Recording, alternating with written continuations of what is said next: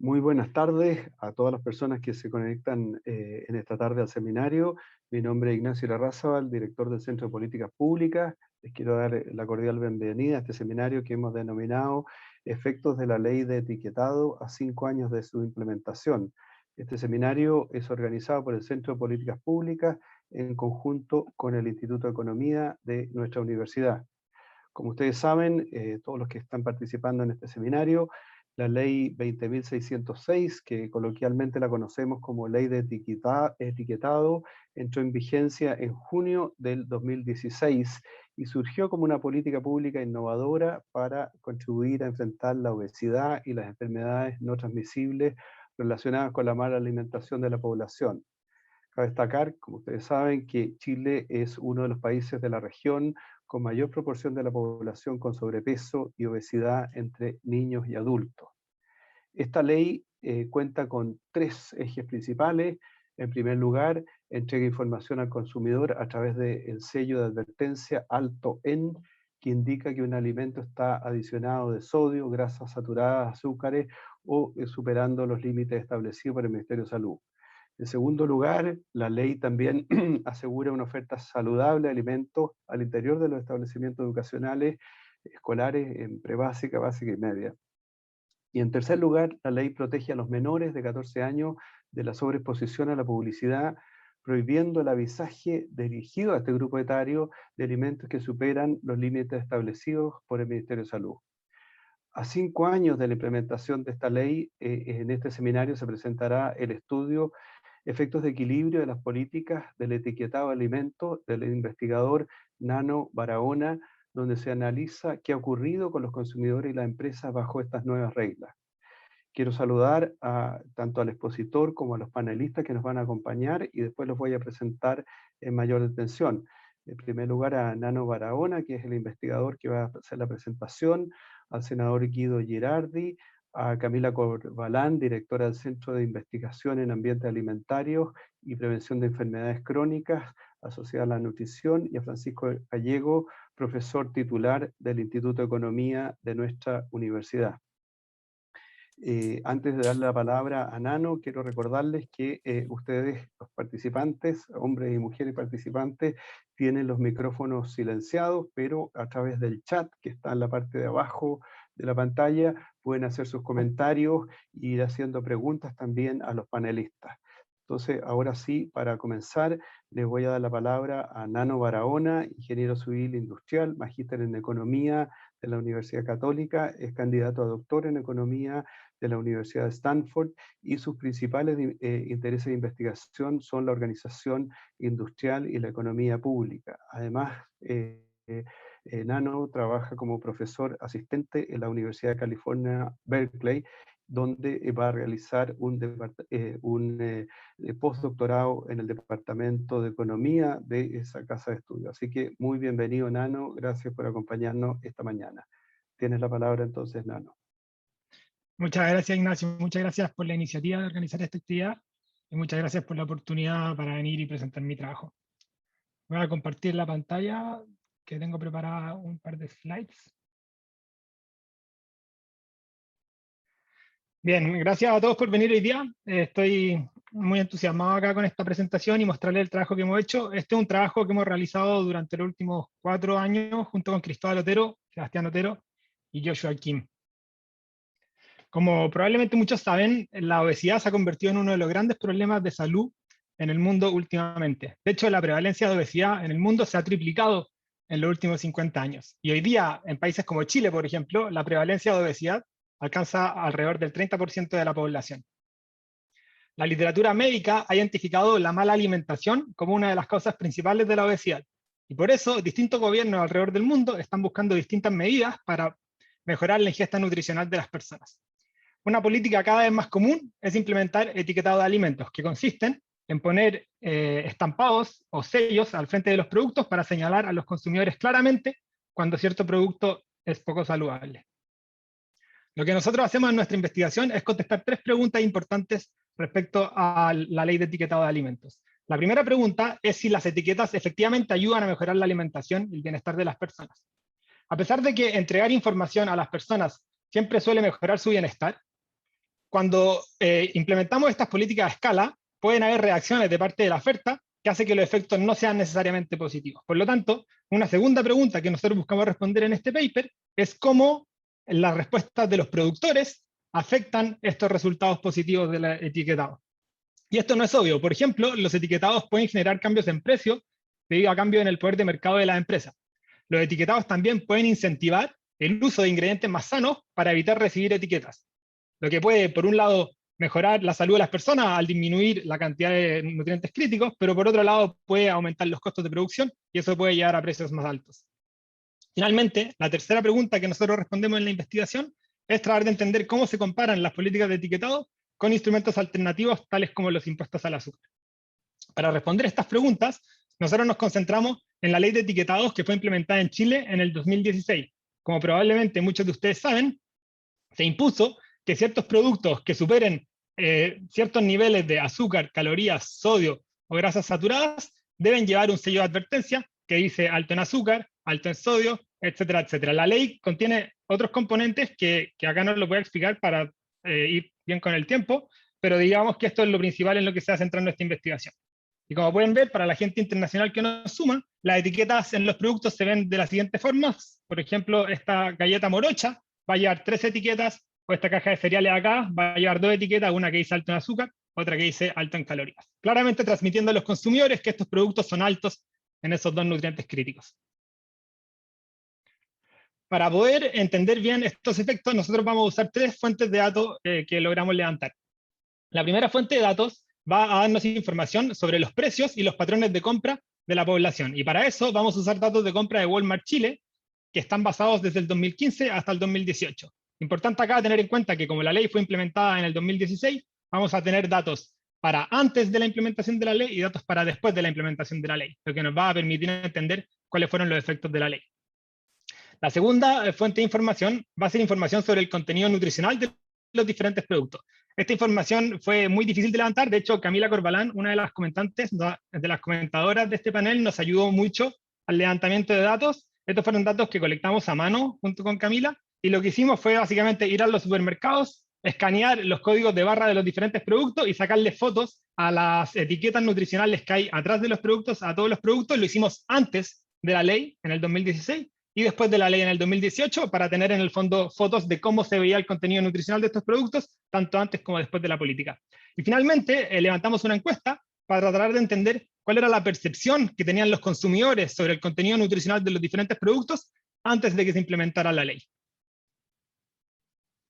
El primer resultado que tenemos en el paper es que la ingesta de azúcar y calorías por peso gastado disminuyó en aproximadamente 9 y 7% respectivamente. Ustedes pueden ver en este gráfico, como el paper está escrito en inglés, muchas de estas cosas están en términos de dólares, pero en verdad obviamente la gente está pagando pesos chilenos. Lo que se puede ver en este gráfico es que antes de implementar la ley, un consumidor promedio que va a Walmart Chile compra en general 27 gramos de azúcar por cada peso gastado. Esto es sumando todas las compras de todos los productos que hay disponibles en Walmart.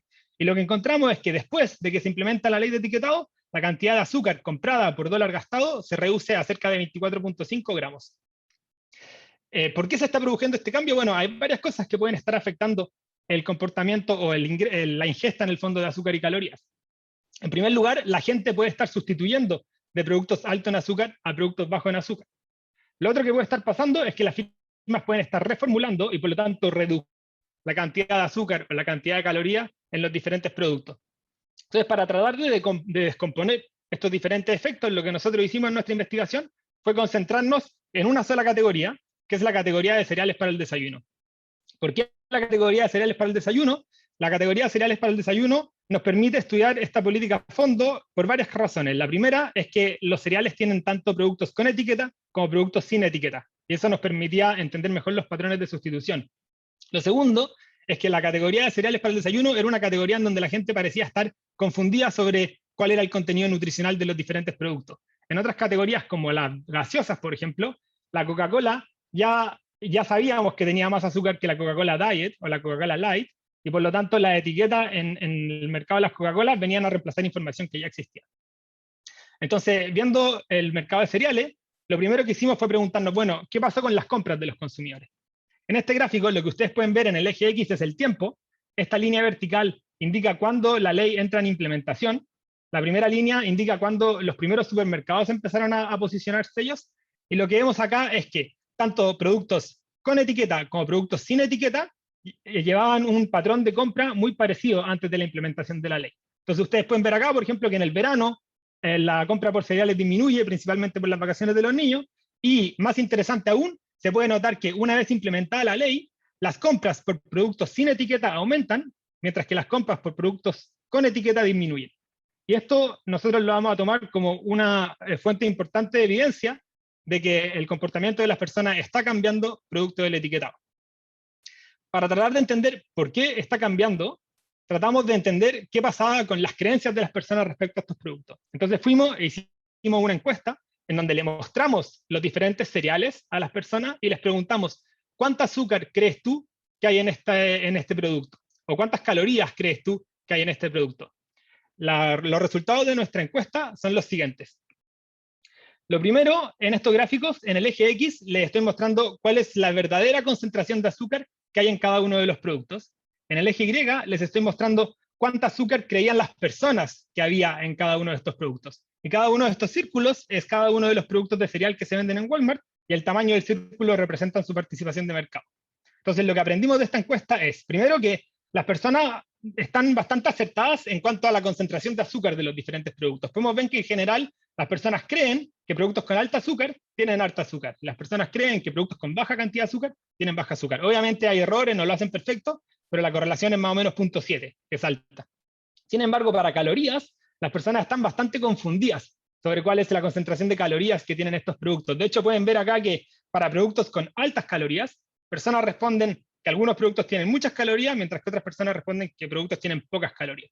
Entonces, lo que hicimos nosotros fue separar estos productos entre productos que no recibieron sello, porque eran bajos en caloría, productos que recibieron sello alto en caloría, pero que las personas pensaban que tenían pocas calorías, y productos que recibieron sello alto en caloría, pero que las personas básicamente sabían que eran altos en caloría. Y separamos en el fondo los patrones de compra mostrados anterior por esta división. Lo que encontramos en este gráfico es que los productos que más redujeron sus ventas fueron justamente esos productos que recibieron un sello alto en calorías, pero que las personas pensaban que eran bajos en calorías, que son estos productos azules. Entonces, si una persona ve el año 2018, después de la implementación de la política, y lo que van a ver es que en términos de caloría, muchas firmas van a reformular sus productos para pararse 150, y vamos a ver una concentración de masa acá de productos que están justo debajo de los 350, mientras que en el azúcar, todos estos productos de acá que están muy cerca del límite, también van a ser reformulados y se van a mover a la izquierda. Se me va a mover ahora hacia adelante y vemos exactamente eso en 2018. Vemos que acá, básicamente todos los productos que estaban cerca de la ley se fueron hacia la izquierda, están todos los productos acá pegados a la izquierda, y en calorías lo mismo, vemos una cantidad grande de productos que están pegados al límite, intentando sacarse el sello. Y esto es algo que nosotros vamos a tomar como evidencia de que las firmas están estratégicamente reduciendo la cantidad de azúcar y la cantidad de calorías para poder deshacerse de los sellos. Poniendo todo esto junto, lo que nosotros mostramos con estos gráficos es, el primero, que la demanda por productos con sello disminuyó en aproximadamente 26% relativo a los productos sin sello, y que la creencia de los consumidores cumplen un rol fundamental en cuáles productos van a ser afectados y cuáles productos no van a ser afectados. Lo segundo es que las firmas reaccionan cambiando los precios y reformulando los productos. No les mostré el gráfico de los precios porque es un poco más complicado de mostrar, pero básicamente lo que encontramos en precios es que aquellos productos que reformularon y se sacaron la etiqueta subieron de precio. Y eso va a ser por dos cosas. Por un lado, al no tener etiqueta, enfrentan mayor demanda, y eso le permite a las firmas aumentar sus precios, pero por otro lado, como la reformulación tiende a ser costosa, eso puede aumentar los costos de producción y por lo tanto aumenta los precios también. Lo que encontramos es que la concentración promedio de azúcar y calorías disminuyó en aproximadamente 12 y 3% relativamente, y que el precio promedio de productos sin sello aumentó en 5.5% relativo a los productos con sello. Lo que hacemos a continuación en el paper es desarrollar un modelo de oferta y demanda para poder ir más allá de estas figuras descriptivas que yo les acabo de mostrar. Y lo que vamos a hacer con el modelo es cuantificar cuál es el efecto neto de la política en términos de ingesta de calorías y azúcares, pero también en términos de bienestar. También vamos a separar los efectos de oferta y demanda, y finalmente vamos a estudiar el diseño de política óptima y vamos a compararlo con políticas alternativas, tales como los impuestos al azúcar. Nuestro modelo va a ser bastante simple, van a haber consumidores y firmas, esto es una simplificación de la realidad que obviamente no captura todas las sutilezas de estos mercados, pero van a ser suficientemente buenas como aproximación para tratar de entender estos números que nos interesan. En términos de los consumidores, en el modelo vamos a pensar en personas que les importa, cuando compran cereal o cuando compran un producto, les importa el precio, les importa el sabor y les importa qué tan saludables son los productos. El problema es que tienen creencias incorrectas acerca del contenido nutricional. Entonces, ellos saben que el azúcar hace mal, pero no saben muy bien qué producto tiene harta azúcar o qué producto tiene poca azúcar.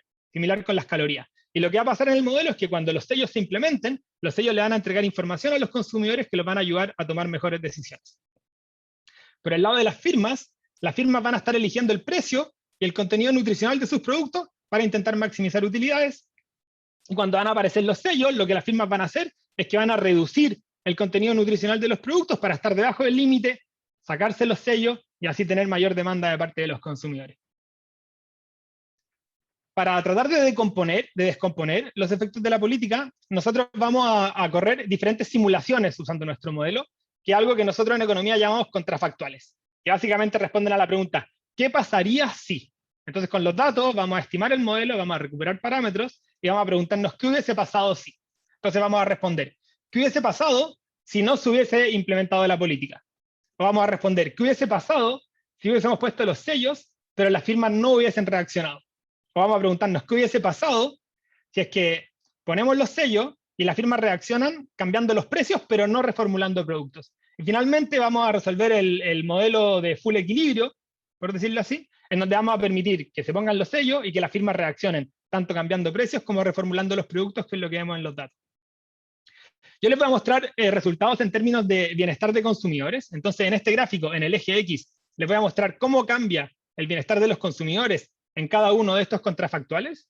Y voy a descomponer el cambio en bienestar por cuánto cambio de ese bienestar viene por reducción en cantidad de azúcar consumida, reducción en cantidad de calorías consumidas, cambios en la cantidad de pesos gastados, o cambio en el sabor de los productos que se terminan consumiendo. Y lo que vamos a encontrar en el primer contrafactual, vamos a poner sellos y no vamos a permitir que las firmas reaccionen. Y lo que vamos a encontrar es que, como entregamos los sellos, la gente recibe mayor información, eso les permite tomar mejores decisiones, reducen su consumo de azúcar y calorías, y eso aumenta su bienestar. Más encima, como en la industria de cereales los precios están positivamente correlacionados con la cantidad de azúcar, lo que va a pasar es que estos consumidores van a estar sustituyendo de productos altos en azúcar a productos bajos en azúcar, como por ejemplo la avena. Y por lo tanto, al hacer esa sustitución, van a gastar menos plata, así que su bienestar va a aumentar por gastar menos peso, pero van a terminar consumiendo productos como la avena, que según la estimación de nuestro modelo son productos que son menos sabrosos que los productos con más azúcar. Y finalmente eso se va a derivar en aumentos de bienestar en el consumidor de aproximadamente 3% del gasto total. En el siguiente contrafactual vamos a permitir que las firmas reaccionen cambiando los precios. Y lo que vamos a encontrar en el modelo es que las firmas van a reaccionar aumentando los precios de los productos sin sello y disminuyendo los precios de los productos con sello. Eso va a significar que la gente va a terminar gastando más plata de lo que gastaban antes, pero van a poder consumir estos productos ricos que ahora se volvieron un poco más baratos. Y en promedio, el bienestar va a ser, más alto, el bienestar total va a ser más alto que en el contrafactual anterior. Finalmente, cuando permitimos que las empresas reformulen, vamos a ver que por el efecto de la reducción de concentración de azúcar y calorías, la gente va a aumentar mucho su bienestar porque van a estar comiendo productos con menos calorías, pero como la reformulación va a ser costosa, eso va a aumentar los costos de producción, eso va a aumentar los precios, entonces van a haber pérdidas en términos de dólares gastados, y van a poder consumir estos productos que tendrían a ser ricos, que ahora son más sanos porque redujeron la cantidad de azúcar y calorías, y por lo tanto el bienestar total va a ser 30% más alto del que hubiese sido en la ausencia de las respuestas de las firmas. A continuación en el paper, algo que hacemos que es interesante, pero que lo voy a resumir, es que estudiamos el diseño de política óptima, pensando en cómo debiesen ajustarse los límites regulatorios. Y lo que mostramos es que un regulador que diseña esta política, en general, tendería a pensar que lo que hay que hacer es elegir límites reguladores que maximicen cuánta información entregan las etiquetas. O sea, queremos que la etiqueta corte los productos de una forma que los etiquetados entreguen información útil. Pero un punto que hacemos importante es que cuando se consideran estos efectos de equilibrio, lo que quiere hacer el regulador es disminuir ligeramente los límites, cosas hacerlos más estrictos y así incentivar a que las firmas hagan mayor reformulación. También comparamos los sellos con impuestos y encontramos que los sellos presentan ventajas distributivas respecto a los impuestos al azúcar, pero que los impuestos al azúcar van a lidiar mejor con otras fricciones, otras imperfecciones de mercado no informacionales como la adicción, la impulsividad, etc. Para terminar, en el modelo tratamos de ir más allá de cereales y pensamos cómo nuestro modelo puede informar a la aplicación de la ley en otras categorías. Nosotros mostramos, por ejemplo, que un importante determinante en la respuesta de demanda es cuán informativas fueron las etiquetas. Entonces, por ejemplo, si comparamos bebidas con cereales, lo que encontramos es que los efectos en cereales fueron mucho más altos, porque en los cereales las etiquetas proveen más información que en la gaseosa. En la gaseosa, en cambio, la Coca-Cola recibió un sello, la Coca-Cola Diet no recibió un sello, la gente más o menos entendía eso, encontramos respuestas menores. En términos de respuesta de oferta, encontramos que una variable muy importante es qué tan costoso es reformular. Entonces, por ejemplo, líquidos como jugos o yogurts tuvieron mucha reformulación porque fue muy fácil cambiar el azúcar por endulcorantes artificiales, mientras que en otras categorías, como en cereales o en galletas, la reformulación era mucho más difícil porque el azúcar cumple un rol muy importante para darle contextura al cereal o al producto, y por lo tanto tuvieron que reemplazarlo por otros ingredientes como por ejemplo polioles, que son mucho más caros que el azúcar. Para terminar, entonces, nuestra investigación muestra que la ley de etiquetado es una política efectiva para mejorar la nutrición. Mostramos también que los efectos de equilibrio son importantes. La respuesta en precio de las firmas puede, por ejemplo, afectar los beneficios de la etiqueta. La reformulación de productos hace que los productos sean más sanos, pero también más caros. También mostramos que comparado con el impuesto al azúcar, los sellos presentan tanto desventajas como ventajas. Son más progresivos y mejor focalizados, pero son menos efectivos ante otras imperfecciones de mercado. Finalmente, esperamos que con los resultados de esta investigación, podamos ver que estas políticas sean implementadas en otros países del mundo también. Muchas gracias.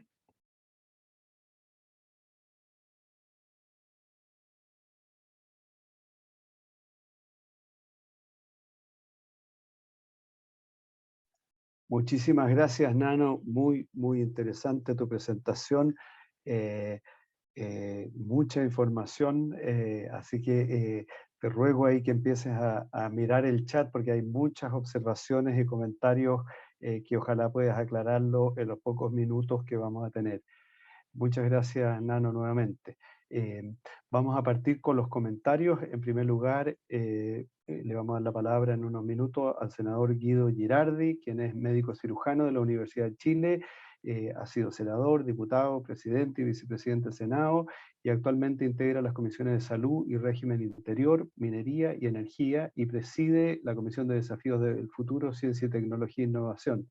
Como mencioné al inicio de esta presentación, el senador Girardi fue el propulsor de esta ley.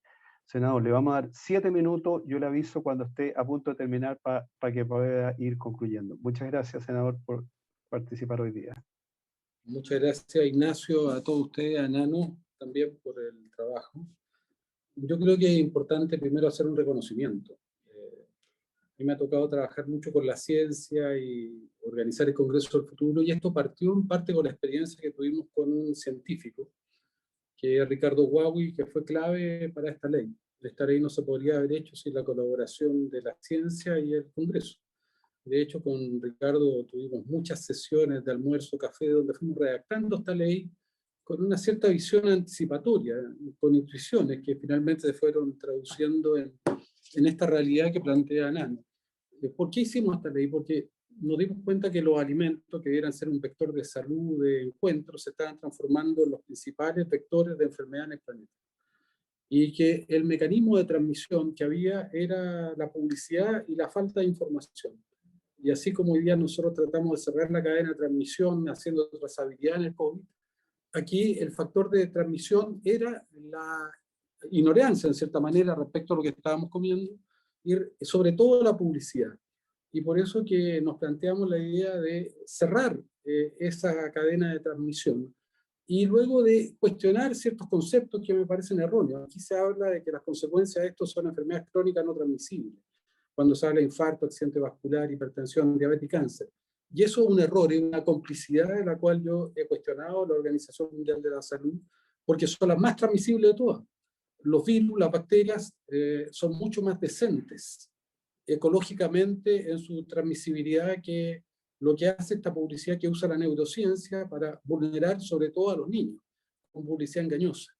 Y por lo tanto teníamos como una prioridad de bloquear esta violación de derechos humanos que se están haciendo por parte de las transnacionales, de la comida. Lo segundo, que estos no eran alimentos, que eran basura, y teníamos que explicitarlo. Y luego que era inaceptable que la basura tuviera publicidad en los medios de comunicación. Entonces, lo que hicimos con esta ley fue tratar de abordar esto. Y lo primero, entender si queríamos tener una lógica de mercado. El mercado requiere fundamentalmente de simetría de información. Y acá había una vulneración de derechos humanos en la medida que las empresas tenían etiquetados que estaban hechos para no ser comprendidos. Por eso querían el GDA y el GDA, porque es un etiquetado que nadie entiende. Y lo que nosotros queríamos era generar una simetría de información, porque antes el que producía el alimento sabía que estaba poniendo basura dentro, pero las personas pensaban que estaban comiendo alimentos saludables. El sello, en el fondo, era el derecho a saber. ¿Pero por qué el sello? Porque hasta un niño de 6 años podía saber, y por eso que los focus group que se hicieron con niños también pequeños, y nosotros tomamos la opción de aquel sello que para los niños pequeños, para los niños de 6 años, niñas de 6 años, era el que mejor les representaba que había un producto que no era saludable. Y por lo tanto esto fue resultado de justamente esos estudios. Luego, lo que nos pareció muy importante es que esto tenía que ser un ecosistema. Y por lo tanto los alimentos que tenían sello no podían tener publicidad. Y por lo tanto aquí no se ha evaluado el impacto, pero antes un niño veía 4.800 spots al año de comida basura, publicidad mentirosa y engañosa, y estos sellos lo que hacen es que si tienes sello no puedes tener animaciones, no tienes colores, no puedes tener Papá Noel, no puedes tener conejitos en las fiestas, y no puedes tener, como decía, publicidad en la televisión en horario de niños. Y eso nos pareció muy importante. Lo mismo, como no eran saludables, los consejos no pueden tener posibilidad de venta en los colegios, porque ahí hay un vector de educación, además de que la ley obliga a educar sobre las consecuencias de esto, y luego se estableció que no pueden haber compras públicas del Estado. Ahora lo que nosotros tenemos que avanzar, esto tiene que ser un ecosistema, tenemos que avanzar en aplicar impuestos a los alimentos con sello. ¿Por qué esto? Porque nuestro interés es que la industria produzca alimentos saludables.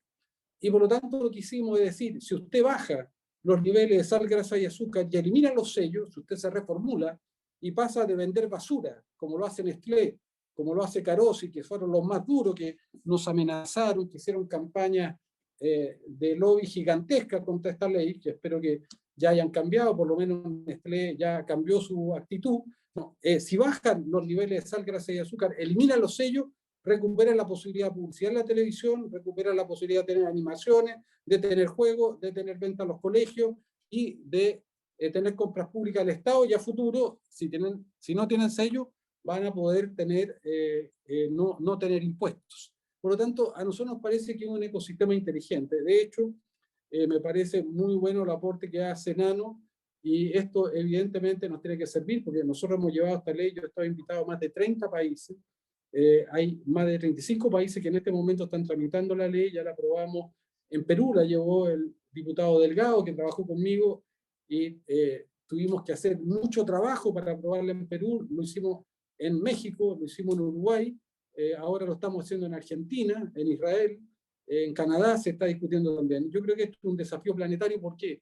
Porque esta es la principal pandemia, esta pandemia es una pandemia silenciosa, tal vez más grave incluso que la de COVID, mueren 41 millones de personas al año, mueren 112.000 personas todos los días por enfermedades crónicas, tan mal llamadas no transmisibles, pero 40.000 de ellas, o 35.000 a 40.000 mueren jóvenes de cáncer, infarto, accidente vascular, cáncer y complicaciones de hipertensión y diabetes. Y por lo tanto, tiene un costo gigantesco. En Chile todos los días mueren 300 personas, 100 de ellas están muriendo por consecuencia de estas enfermedades crónicas no transmisibles jóvenes que son evitables a consecuencia de este ecosistema inadecuado. Y por eso que nosotros además hoy día estamos impulsando una ley para obligar a la actividad física 1 hora diaria en todos los colegios, para obligar a Junaep que tenga que producir 5 porciones de fruta y verdura.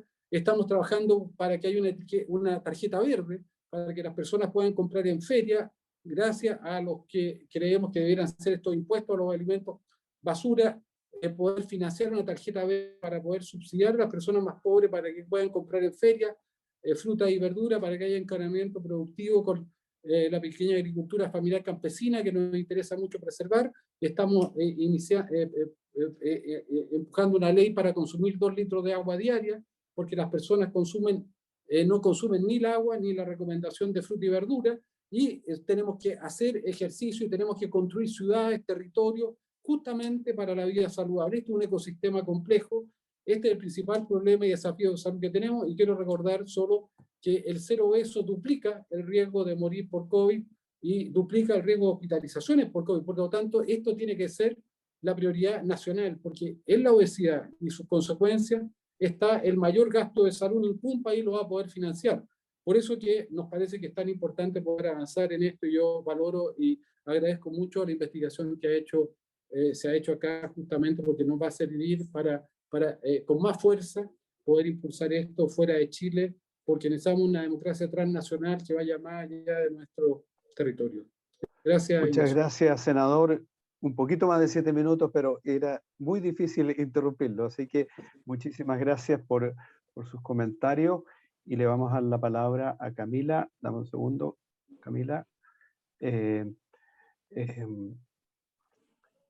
Entonces, a continuación, como decía, es el turno de Camila Corbalán. Ella es médico cirujano, magíster en salud pública y doctorada en nutrición de Emory University. Actualmente dirige el Centro de Investigación en Ambientes Alimentarios y Prevención de Enfermedades Crónicas asociadas a la nutrición, CIAPEC, integrado por investigadoras del INTA de la Universidad de Chile, cuyo trabajo se centra en la realización de estudios epidemiológicos de tipo longitudinal, en etapas consideradas críticas para la aparición de la obesidad y enfermedades crónicas asociadas. Camila, tienes 7 minutos también. Bueno, buenas tardes. Sumarme a los agradecimientos de la invitación. Me voy a tener a los 7 minutos porque estoy segura que a mí sí me van a cortar a los 7 minutos. Así que me voy a abocar a discutir 4 puntos que me parecen interesantes del trabajo que ha presentado Nano. Desafíos metodológicos, qué son las intervenciones complejas, cuál es el impacto nutricional y equidad en intervenciones nutricionales. En términos de los desafíos metodológicos, Nano lo mostró muy someramente, pero básicamente esta idea de una intervención que no se puede randomizar, que entonces nos aleja de este diseño que a los académicos nos encanta, que es tener un grupo control, y nos obliga a hacer una serie de supuestos y de simulaciones para poder acercarnos en el fondo a la causalidad entre la intervención y el resultado que nosotros observamos. A mí me parece que Nano transita muy bien ese proceso. Hacen bastantes levantamientos de datos, crean modelos, pero nosotros en el transcurso de la evaluación de la ley nos hemos dado cuenta que esto siempre es sujeto a cuestionamiento. A alguien le va a gustar si usaste la variable transformada, no la transformaste, si el contrafactual era el correcto, no era el correcto, y la verdad es que la conclusión es que tenemos entonces resultados que tienen cierto grado de incerteza. ¿De dónde viene la certeza? Viene de empezar a encontrar que los resultados confluyen. El grupo de nosotros trabaja también con bases de datos distintas a la que utilizó el grupo de Nano. Nano ocupó una base de datos de Walmart, nosotros ocupamos un panel de data de Kantar, y sin embargo los resultados a los que nosotros llegamos están en el orden de magnitud de lo que la mostrado. Él nos mostró también una encuesta, consumidores argentinos, el mayor cambio es en aquellos que se informan con el uso del sello. Nosotros con un panel de cohortes del área suroriente mostramos también que la implementación del sello mejora en 30% la clasificación nutricional que pueden hacer las personas. Nano reporta reformulación en relación a calorías, a azúcares. Nosotros con una base de datos distinta, más de 15.000 productos, llegamos también a magnitudes de reformulación de similar magnitud. Por lo tanto, creo que podemos hacer mucha discusión sobre varios de los supuestos, darle vuelta. Siempre creo que no hay respuestas totalmente correctas, pero creo que cuando empezamos a ver consistencia en los resultados, empezamos a estar más tranquilos que en verdad lo que estamos observando es causal. El segundo punto que quisiera discutir tiene que ver con intervenciones complejas. Nano avanza en generar este modelo en que hay respuestas tanto de la demanda como de la oferta. Y efectivamente eso en el fondo responde a que cuando tenemos que cambiar conductas como las que tienen que ver con alimentación, hemos confluido en la académica a desarrollar estos modelos que son complejos, en que existen feedback y loops, en los cuales efectivamente uno de los actores relevantes tiene que ver con la industria. Por lo tanto, también felicitar esta aproximación que nos permite avanzar en entender con un mayor grado de complejidad qué es lo que ocurre para llegar a un efecto neto que está dado por el cambio de conducta de las personas, pero también por el cambio de conducta de otros actores en este sistema y que entregan complejidad a lo que estamos haciendo. La ley de etiquetado, como mencionó Nano, tiene tres aspectos que son complementarios desde el punto de vista nutricional. Se intenta aislar el efecto de entregar información al consumidor. La verdad es que nos parece a nosotros que dada la complejidad del acto de tomar una decisión de alimentación, separar lo que ocurre vía estrategias de marketing o lo que está ocurriendo cuando intervenimos en los colegios es muy difícil y no necesariamente necesario desde el punto de vista de aquellos que hacemos políticas públicas nutricionales. El tercer punto que muy brevemente quiero comentar y que también ha estado saliendo en el chat tiene que ver con esto en qué se traduce en términos de salud. Esta es una pregunta que nos ha perseguido.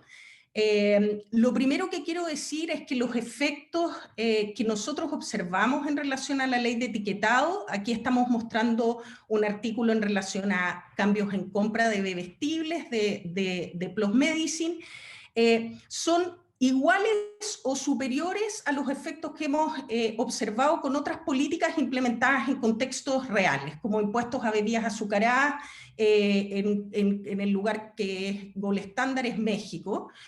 Por lo tanto, esta es una política que en condiciones normales de implementación está dando resultados que hoy día están dentro del benchmark de lo que nosotros podríamos esperar en términos de resultados nutricionales.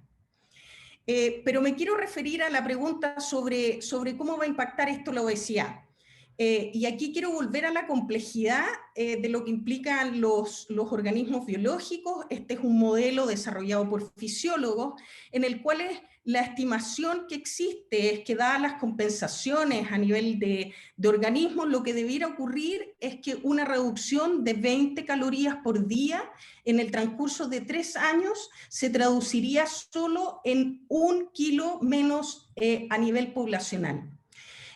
Acá abajo les presento algunas modelaciones que se han hecho en relación a entonces cómo impacta los impuestos y qué es lo que deberíamos ver en las prevalencias de obesidad en los próximos años, básicamente para mostrar por qué la necesidad de prevenir la aparición de este tipo de situaciones y no implementar acciones que pretendan revertir, porque la verdad es que en el corto plazo, aún cuando hagamos una serie de acciones, va a ser sumamente difícil que logremos generar un cambio en la inflexión de las prevalencias de obesidad.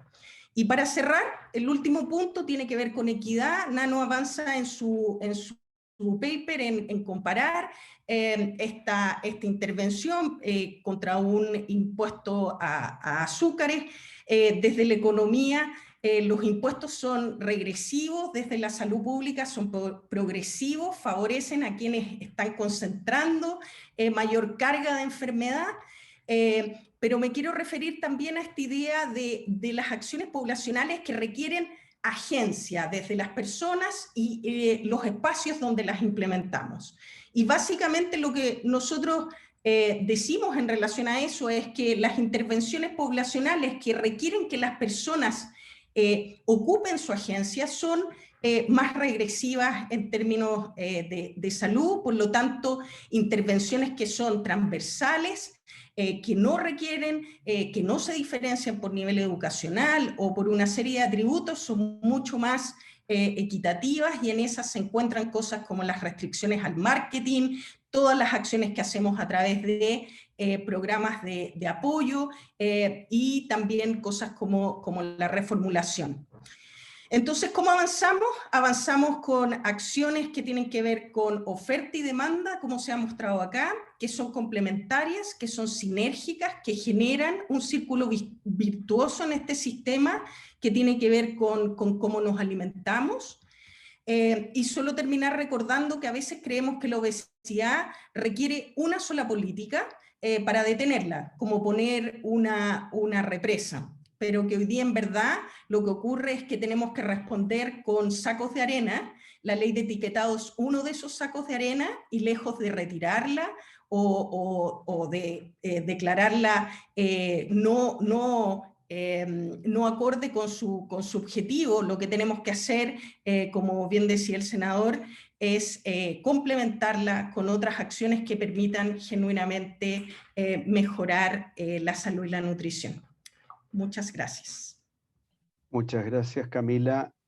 Obviamente que te excediste en el tiempo, pero en fin, era imposible detener tu entusiasmo. Para cerrar este panel, le vamos a dar la palabra al profesor Francisco Gallego. Francisco es doctor en Economía del Massachusetts Institute of Technology, es profesor titular del Instituto de Economía y director científico de J-PAL LAC de Latinoamérica, y ha participado en varias comisiones y mesas de trabajo en la elaboración e implementación de distintas políticas públicas en Chile. Francisco, tienes 7 minutos a dieta. Muchas gracias. De hecho, me anticipé un poco para poniendo la presentación que voy a usar brevemente para esto. Bueno, quiero agradecer al Centro de Políticas Públicas, al Instituto de Economía, a Nano, Cristóbal, Sebastián y Josh, que por este trabajo. Estoy muy contento de estar acá. Brevemente, lo que yo quería centrar mis comentarios, y me voy a beneficiar un poco de ser el último, en 3 cosas. Primero, en el trabajo y sus resultados, que yo creo que ya el senador y Camila han hablado de esto. Quiero reforzar un par de puntos. Y dar un paso más allá, que tiene que ver sobre implicancias más generales de políticas de entrega de información, como la que ha evaluado Nano y sus coautores. Y finalmente una reflexión pequeña, si alcanzo, sobre este tipo de investigación y el rol que puede jugar en el diseño, la evaluación y la información de políticas públicas en Chile. Entonces, para mí, de alguna manera, quizás decir primero, ¿no es cierto?, que no voy a hablar de las cosas buenas que hace el trabajo en términos metodológicos, ni tampoco algunas dudas metodológicas que tengo, porque es una cosa un poco más académica, que lo dejamos. De hecho, invito a la gente, hay hartos comentarios que están en el chat, que de hecho están respondidos ya en el trabajo, que es un trabajo largo, difícil de leer en algunas partes, pero hay hartas cosas que están ahí, y además es un trabajo que es bien transparente en términos de decir, mira, de hecho tiene una sección que dice, estas son las limitaciones de nuestro supuesto, y por eso que podemos llegar hasta acá, y por eso que a veces creemos, ¿no es cierto?, que de alguna manera algunas limitaciones son importantes para entender las cosas. Para mí hay 4 mensajes que son como importantes, ¿ya?, de este trabajo, y que creo que ayudan a evaluar algunos aspectos de esta política varios años después de su implementación. Primero está esta noción de los efectos en equilibrio, ¿ya? O sea, que es darse cuenta, ¿no es cierto?, que no solo las personas que compramos, ¿no es cierto?, yo pregunté acá en la casa qué opinaban del sello, de los sellos, y me dieron un conjunto de respuestas. No solo las personas que compran o que consumen, niños, niñas, jóvenes en su casa, cambian su comportamiento, sino que además, ¿qué pasa de alguna manera con la gente que está vendiendo? ¿Qué pasa con la gente que está produciendo, etcétera? Y eso es muy importante, y creo que el trabajo de Nano, identificando causalidad de modo bastante adecuado, en mi opinión, nos da cuenta de qué pasó por el lado de quienes producen. cómo cambiaron la composición de los productos. De hecho, tiene una sección bien interesante hacia el final que identifica también la rentabilidad de distintos productos, como productos y compañías que ofrecían sellos, productos sanos, entre comillas, ¿no es cierto?, vieron aumentar sus utilidades y su rentabilidad a raíz de esta política, y eso es muy importante para entender cosas que van a pasar. Segundo mensaje central, como decía Camila, esto es una política que tiene muchas cosas, ¿ya? Y Nano y su equipo identifica algunas de ellas, y más aún avanza en una parte que es bien importante, que él nos mostraba en un gráfico, que el mecanismo clave que parece estar operando acá es que una parte de la población, y me incluyo en ella, probablemente tenemos información equivocada. O sea, creemos cosas distintas. Por ejemplo, en términos del contenido de azúcares, calórico en particular, que es lo que nos identifican en el paper. Y que alguien me diga que el producto, eso por un lado, yo tengo información inadecuada porque no tengo tiempo de procesarla, porque no soy experto en nutrición, lo que sea, ¿no es cierto? Y al mismo tiempo, el problema que hay es que por el lado de quienes producen, es costoso convencer a la gente de que de verdad el producto es sano. ¿Me entienden? Sano en la métrica de la ley, que no es sano completamente como es la discusión, ¿no es cierto?, que ha habido en el chat en particular. Y en ese sentido, el trabajo avanza muy bien en identificar que los efectos que encuentra son efectos que tienen que ver básicamente con personas que tienen información equivocada, ¿ya?, creencias equivocadas, como nos mostraba Nano, y por otra parte con el hecho de que esta ley ayuda a que parte de la industria pueda certificar de modo creíble, ¿no es cierto?, que está vendiendo un producto sano o no sano. Y eso es muy importante para el diseño de esta política y las políticas públicas en general. Tercer lugar, y esto es algo que mencionaba Camila al pasar, el trabajo hace una cosa muy interesante. Por ejemplo, cuando compara en la parte final, compara con impuestos. Hay una discusión acá que ha salido en los comentarios y en el chat sobre impuestos. ¿Qué pasa con los impuestos versus este tipo de política, por ejemplo, para personas de nivel socioeconómico alto versus bajo? Y hace un trabajo muy interesante en eso. ¿Qué pasa también para personas que tienen, como en el lenguaje enano, creencias distintas de lo que sucede en la realidad? Y eso yo creo que es bien importante. Y el cuarto mensaje, que los detalles importan. De hecho, el trabajo está lleno de detalles, de supuestos, ¿no es cierto?, y de cuestiones, ¿no es cierto?, que no son obvias, ¿ya?, que no son obvias de la implementación. No es obvio que las empresas hayan respondido como respondieron, no es obvio que los consumidores y las consumidoras hubieran respondido como respondieron, ¿no es cierto? Y el trabajo avanza muy bien en eso, y además el trabajo es muy transparente en mostrar las limitaciones, como decía, y en mostrar a la gente que esté interesada para dónde se puede avanzar. ¿Ya? Si alguien quiere avanzar en algo, ¿para dónde puede ir? Ya me queda 1 minuto y medio. Voy a decir rápidamente algunas cosas. Primero, ¿qué es lo que nos falta saber? Primero, como lo han mencionado varias personas en el chat y mencionaba Camila también, nos interesa saber qué efectos tienen otros comportamientos y sobre todo en resultados de salud. Esto no es una crítica al trabajo de Nano, porque los trabajos académicos desafortunadamente o afortunadamente no pueden contestar todas las preguntas al tiro, ¿no es cierto? Contestan algunas preguntas muy bien y eso, el trabajo de Nano es muy importante. Hay efectos de largo plazo también que es interesante saber, y también hay preguntas de políticas complementarias. De hecho, el trabajo lo hace en eso. El trabajo dice, bueno, ¿cómo se puede complementar, por ejemplo, este tipo de políticas de sellos con políticas de impuestos, con políticas de educación, con políticas que cambian otras cosas? Y eso hay que ir tratando de contestar.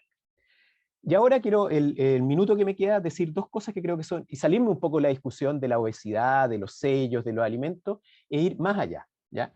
El trabajo de Nano, ¿no es cierto?, y lo que muestra, con los resultados que tiene hasta ahora, confirma investigación que ha hecho mucha gente en distintas disciplinas que sugiere que información simple, pero certera y entendible, por eso que es distinto el sello que la información que mencionaba el senador antes de la tabla de alimentos, pueden cambiar el comportamiento, y más aún son políticas que eventualmente son costo efectivas y en muchas situaciones, de hecho, son extremadamente progresivas.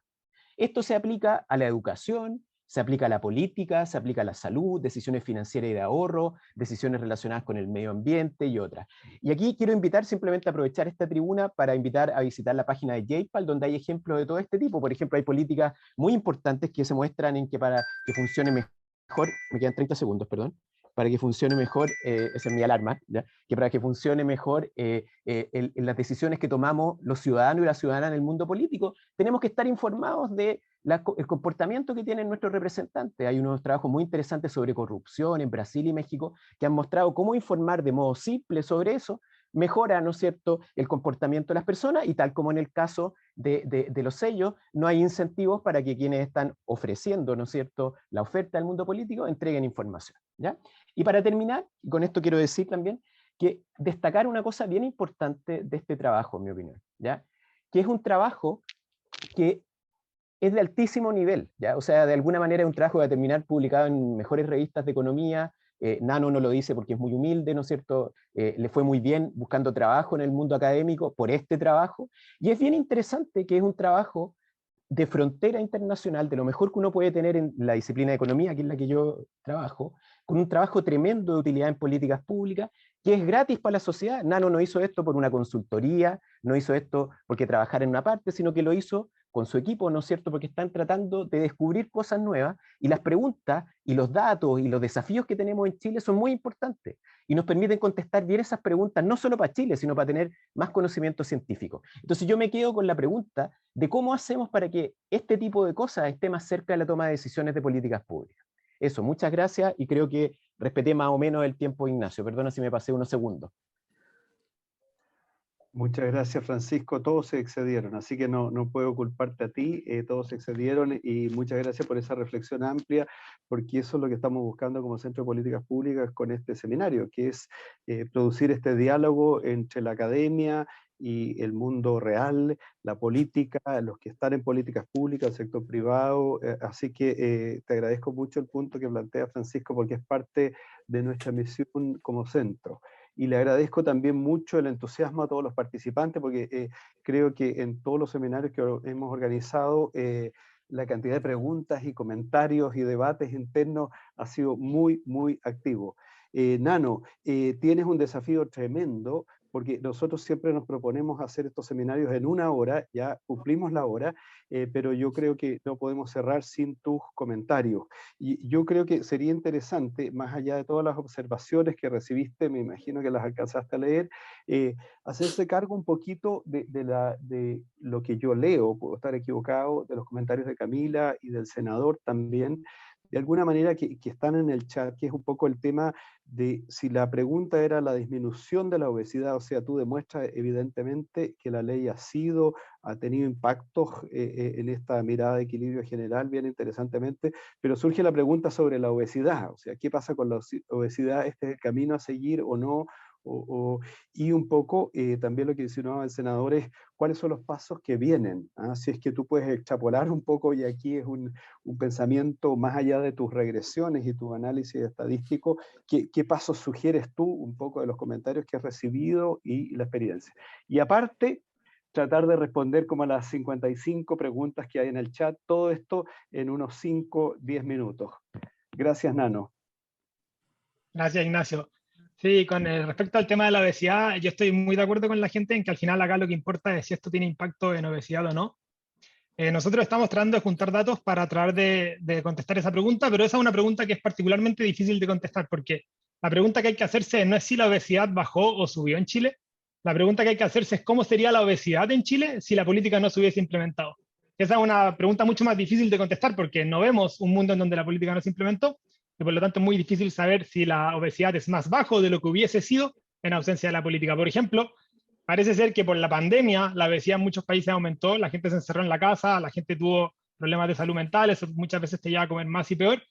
Entonces, tratar de entender qué hubiese pasado en ausencia de la política es una pregunta difícil, y para eso se necesitan como métodos estadísticos complicados. Y estamos tratando de buscar una forma de contestar esa pregunta que me parece muy válida e importante. Como decía Camila, pareciera ser que los resultados que muestran una disminución en ingesta de calorías y azúcares debiese traducirse en una disminución en obesidad. El segundo punto que me preguntaste, que se me olvidó ya. El segundo punto es cómo sigue esto. ¿Ah? Claro, o sea, perfecto. Ahí te saco de tu análisis tan serio y científico, si puedes extrapolar un poco cómo sigue este desafío. Sí, y yo creo que la tercera pregunta es tratar de responder algo de las 50 preguntas, sí. consultas del chat. Yo creo que en lo que nosotros mostramos en nuestro paper es que esta ley de etiquetado fue muy efectiva en mejorar el comportamiento de los consumidores para aquellos productos en donde los consumidores estaban desinformados.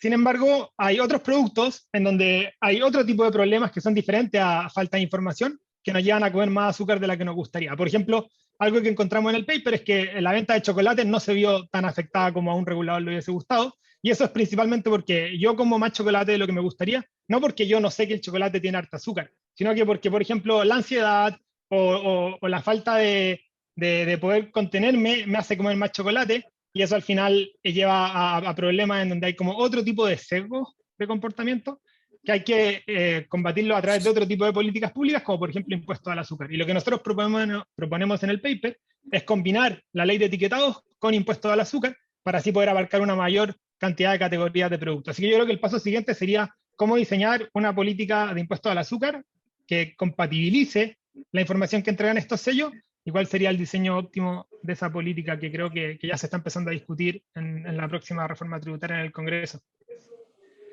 En términos de las preguntas, yo creo que hay un punto muy importante que quizás no se mencionó, que lo que nosotros encontramos en el paper es que hay mucha reformulación, y esa reformulación en general vino dada porque la industria fue capaz de implementar tecnologías que ya se habían desarrollado en otros países. Por ejemplo, en el caso de cereales, la industria alimenticia en Estados Unidos había desarrollado mucha tecnología para los diabéticos, porque los diabéticos no pueden comer azúcar, y por eso que ya estaba desarrollado el uso de poliolos o maltiolos en la elaboración de productos. Y lo que hizo la industria de cereales fue acoger esa tecnología e implementarla en Chile. Yo creo que si logramos que estas políticas se implementen en otros países y en países más grandes como son Brasil o Estados Unidos, podemos ver incluso efectos más grandes de largo plazo, porque una política así puede incentivar a la innovación y a la creación de nuevas tecnologías que nos van a permitir comer rico, pero sano al mismo tiempo.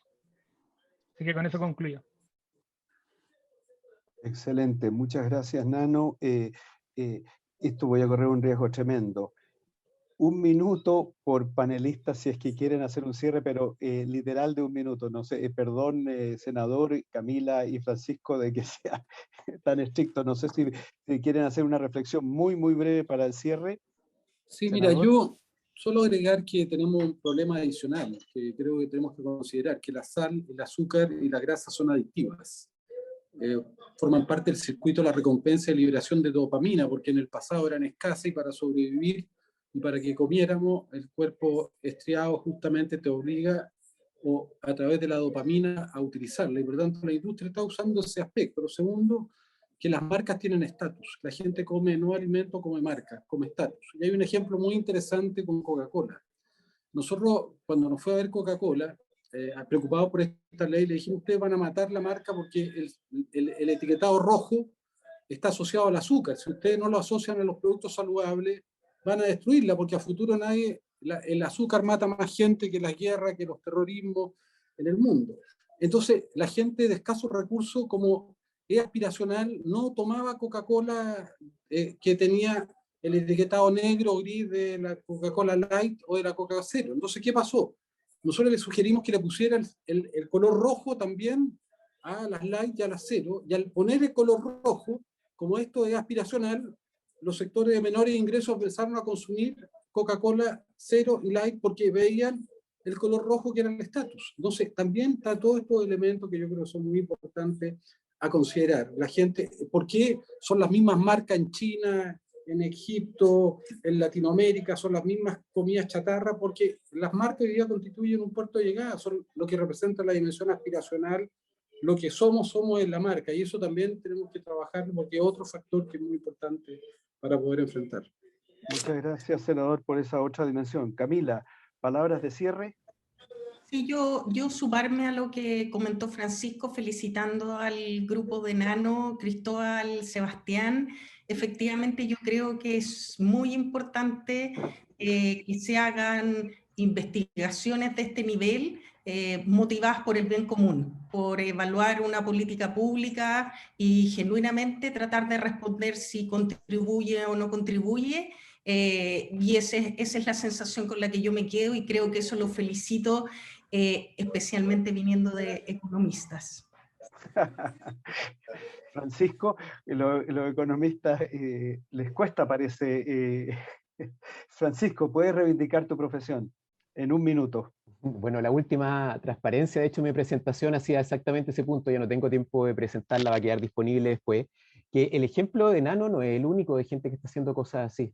¿Ya? Hay gente del parte de este mismo equipo que está trabajando también muy seriamente con la causalidad, viendo temas de farmacias populares.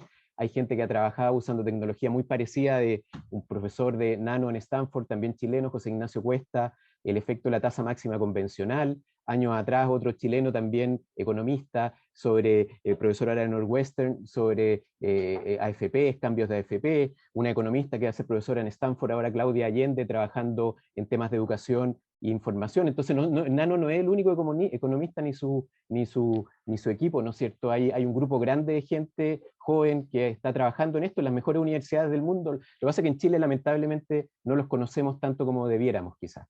Yo quería terminar simplemente, más allá de la reivindicación, con un tema que es bien importante, creo, ¿ya? Que es el tema, como que lo menciona un poco en el paper, Nano, que es el tema de lo que en inglés se llama salience, de estas políticas, o no sé, algo que se destaca.